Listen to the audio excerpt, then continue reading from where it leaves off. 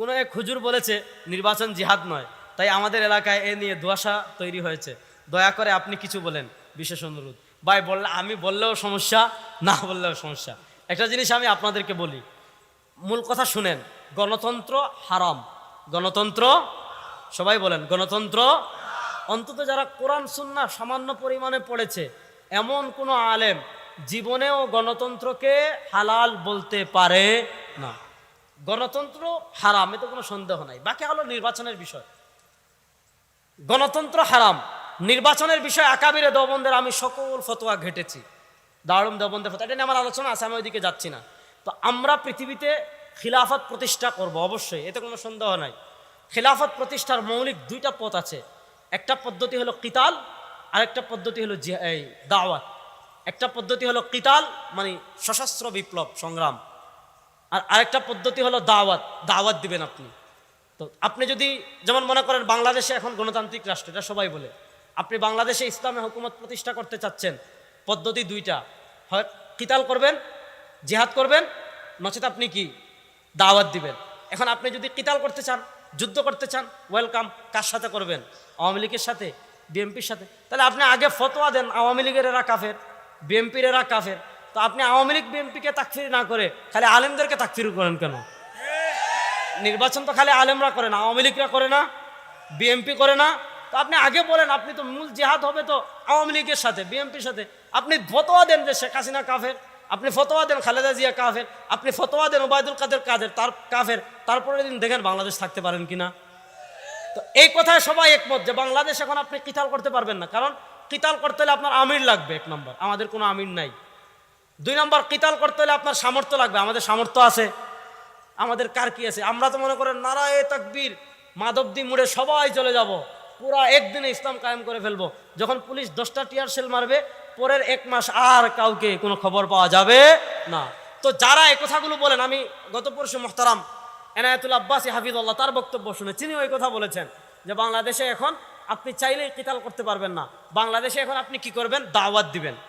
তো দাওয়াত মানে ইসলামী ইমারত প্রতিষ্ঠার জন্য, ইমারত প্রতিষ্ঠার মৌলিক যে বিষয়গুলো আছে, দাওয়াত, এর ভিতর একটা কনসেপ্ট হলো দাওয়াত। দাওয়াতের কাজ, যেমন আমি এখানে এসেছি, দাওয়াতের কাজ করেছি। আমাদের আরিফ বিন হাবিব হাফিজুল্লাহ তিনি এসেছেন, দাওয়াতের কাজ করেছে, তিনিও দাওয়াতের কাজ করবেন। দেখেন আমি এসেছি ঢাকা থেকে গাড়ি নিয়ে, আপনারা আমাকে কম বেশি একটা টাকা দিবেন, আরিফ বিন হাবিব সাহেবকেও দিবেন। আমরা ওয়াজে একটা দাওয়াতের কাজ করি, ওয়াজের দাওয়াতের কাজে যারা দাওয়াত দেন তারা হাদিয়া পান। আপনি যদি হাদিয়া কম দেন, পরের বছর আমরা না, আমাদের কথা না, অনেকের কথা, যে আগামী বছর আর কি আসবে না। তো আমরাও দাওয়াতের কাজ করি, কিন্তু আমাদের থেকে বেশি দাওয়াতের কাজ করছে সংগঠন। দেখেন আপনি বাংলাদেশে ইসলামী যতগুলো সংগঠন, আপনি খেলাফত মজলিসের কথা বলেন, বাংলাদেশ খেলাফত মজলিসের কথা বলেন, জমিয়তে উলামা ইসলামের কথা বলেন, ইসলামী আন্দোলনের কথা বলেন, দাওয়াতের কাজের ক্ষেত্রেও বক্তাদের থেকে সাংগঠনিক প্রক্রিয়ায় দাওয়াতের কাজ যারা করে তারা বেশি এগিয়ে। যেমন আপনি যারা সংগঠনের কাজ করে, আপনি জমিয়ত বলেন, খেলাফত বলেন, ইসলামী আন্দোলন বলেন, তাদের নেতাকর্মী যারা আছে, আমরা তো এসে দাওয়াতের কাজ করলে আপনারা টাকা দিবেন, তারা দেখবেন তাদের সাংগঠনিক যে কর্মী সম্মেলনগুলো হয়, কর্মী তরবিয়তগুলো হয়, এগুলোতে তারা নেতাকর্মীরা আসে, নিজের টাকা দিয়ে ভাড়াও দেয় না, হাদিয়াও দেয় না। এই যে লুক তৈরি করছে, আপনি তো হুট করে চাইলেই একদিনে নেমে আপনি আইএসের মতো বোমা মেরে আর জমিয়াতুল মুজাহিদিন জিএমবির মতো বোমা মেরে বাংলাদেশের নিরীহ মুসলমানদেরকে হত্যা করে এই বাংলাদেশে ইসলামী হুকুমত প্রতিষ্ঠা কোরআনেও নাই, হাদিসেও নাই। এগুলো সন্ত্রাসী কাজ ছাড়া কিছুই না। খুদ মুহতারাম এনায়েতুল্লাহ আব্বাসী হাফিজাহুল্লাহ, আমি তার এই বক্তব্য শতভাগ একমত, এবং সব আলেমদের কথাও এটা, যে এখন আপনি বাংলাদেশ চাইলেই কিতাল করতে পারবেন না। আপনার কিতাল করতে হলে একজন আমির লাগবে, আপনার আমির নাই। আপনার সালতা লাগবে, সামর্থ্য লাগবে, আপনার কিচ্ছু নাই। 3 নম্বর, আপনি বাংলাদেশ কার লোকে কিতাল করবেন? আপনি নেমে গেলেন, ধরেন আপনি ফতোয়া দিলেন আওয়ামী লীগ কাফের, ধরেন আপনি ফতোয়া দিলেন বিএনপি কাফের, ফতোয়া দিয়ে মনে করেন এখন আওয়ামী লীগ ক্ষমতায় আছে, আওয়ামী লীগের অধীনে বাংলাদেশে কত হাজার সেনাবাহিনী আছে, কত হাজার ইয়ে আছে, বুঝেন না? আপনি মনে করেন ফতোয়া দিলেন যে কিতাল করে বাংলাদেশে একদিন ইসলাম কায়েম করে ফেলবেন, বাংলাদেশ সেনাবাহিনীর বিরুদ্ধে বাংলাদেশের যত আলিম আছেন, যত পাবলিক আছেন, সব যদি নাইমা যান, একদিনও টিকতে পারবেন?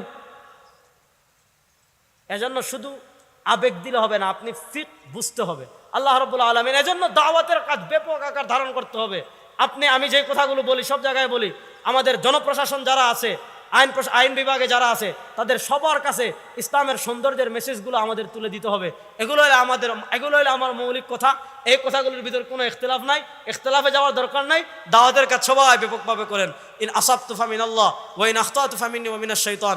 সুবহানাকাল্লাহুম্মা বিহামদিকা আশহাদু আল্লা ইলাহা ইল্লা আনতা আস্তাগফিরুকা ওয়া আতুবু ইলাইক। আসসালামু আলাইকুম ওয়া রাহমাতুল্লাহ।